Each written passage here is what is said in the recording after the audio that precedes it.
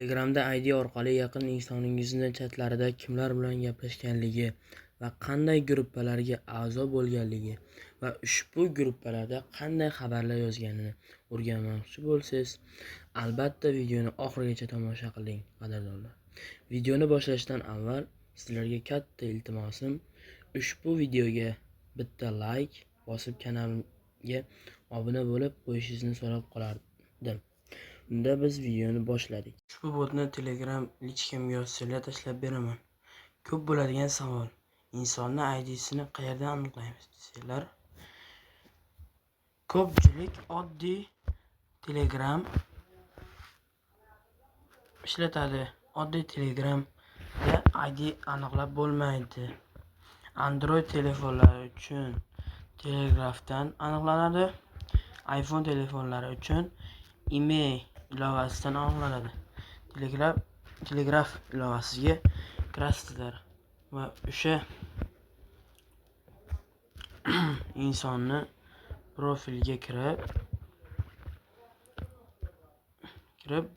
bu yerda 3 ta nuqta ustiga bosib va pastda ID degan joyini ustiga bosib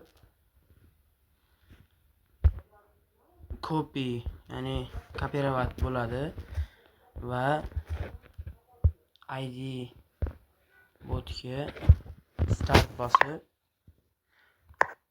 hozirgi ID raqamini yuboramiz. Bu yerda Znakomi degan joyda kimlar bilan gaplashganligi, ya'ni chatdagi insonlar ko'rinib chiqadi.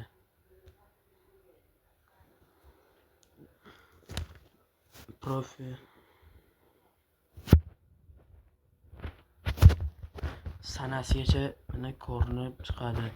Bu yerda davomi bor degani, davomi bor yana degani. Profil bo'limida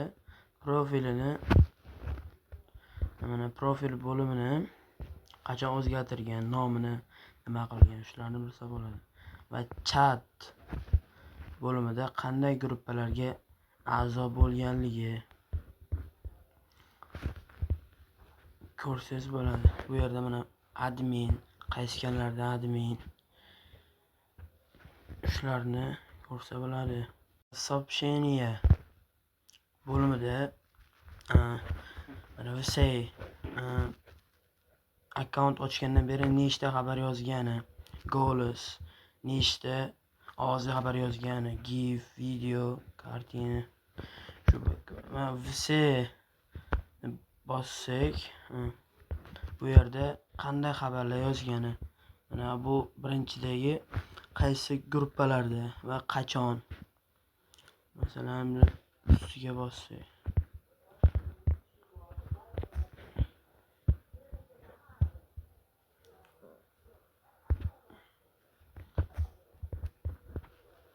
shular ko'rinadi. Bot boshida 3 ta 4 ta bepul ko'rasizlar, keyin pullik bo'ladi. To'ldirish uchun menga lichkamga Telegramdan murojaat qilsanglar to'ldirib beraman. Bugungi video shulardan iborat edi. Telegramdagi kanalimga ham obuna bo'lish esdan chiqmasin.